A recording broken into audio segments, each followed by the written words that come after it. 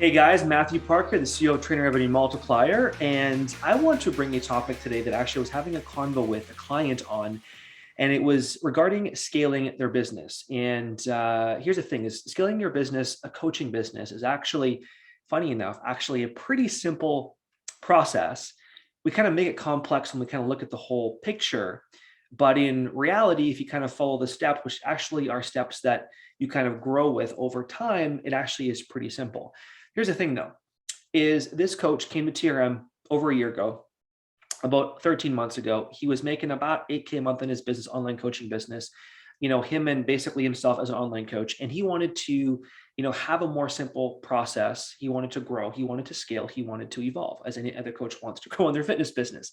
But the funny thing is, he just wanted to get a 20K a month. He just wanted to, clean up his business model, get things in the back end created on some side of things.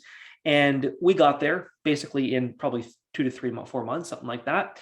And then from there, he's like, I want more. And the funny thing is that here's the thing, is with so much distraction, ideas, social media posts, emails in your inbox, ideas from other people doing things out there in the industry. What I've noticed is that coaches get distracted with shiny ideas all the time. We all get there, right? As coaches. But when you're going in a fitness business, whether it's an online coaching business, whether it's a personal training business, whether it's a hybrid coaching business, this individual obviously had an online coaching business and some PT and mixed in there as well. Mainly online coaching was the main model here. Is he went from him as a coach to now 8 coaches underneath him. They aren't all busy yet, but they're going to be pretty soon here.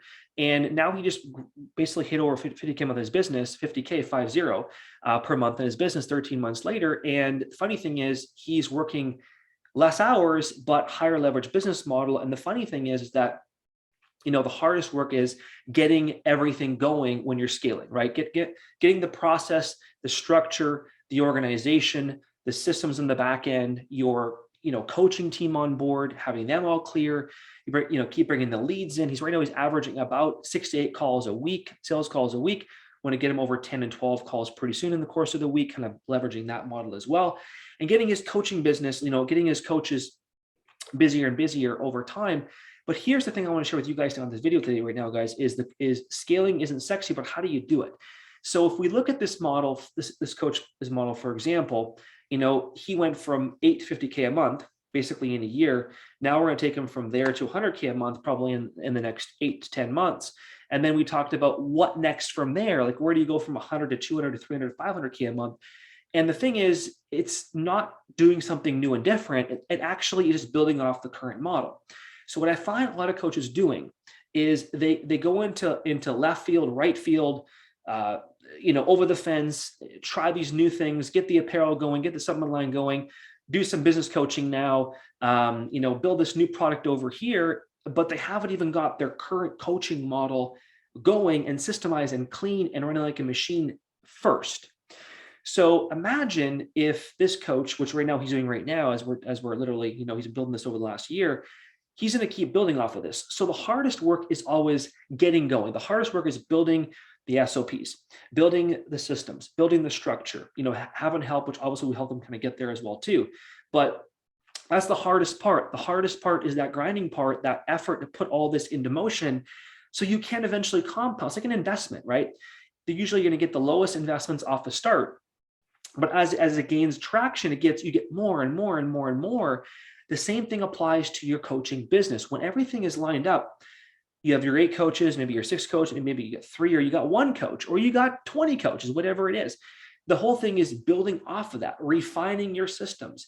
So when you got your 8 coaches on board, maybe we have a trained director take care of the 8 coaches. Now you get your next 8 coaches on board, a director in place to take care of them. We keep building off of that.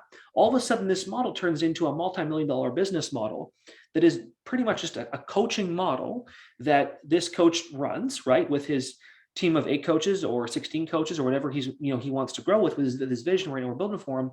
That's the secrets. There really is no secret. It's more of modeling what works, keeping it simple.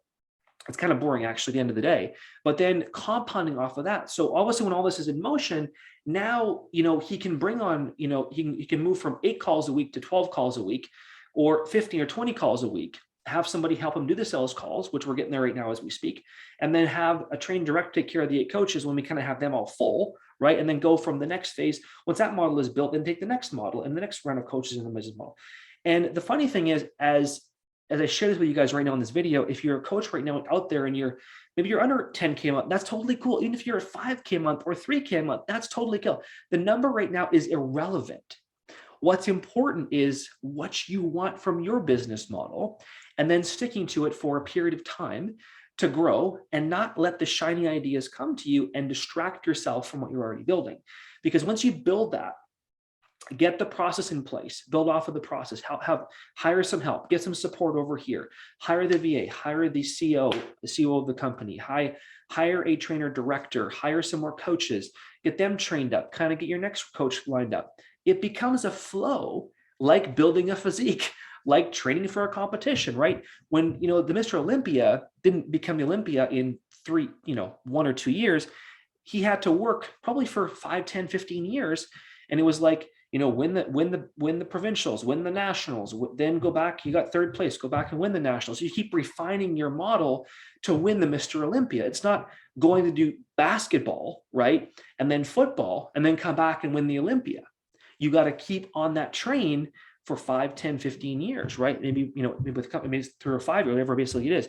When you're building your coaching business, the same thing applies here. Is if you want to have that dimensional model that grows, we want to keep what's working, build off of what's working, have a process in place to build off what is working there, and then just keep building off of that. Because once you have it, then it grows faster for you over time, because now we can ramp the marketing up, we can ramp the sales up, we can ramp the maybe the ad spend up, because now you have this model in here to withstand the volume and the growth to take care of that model onward.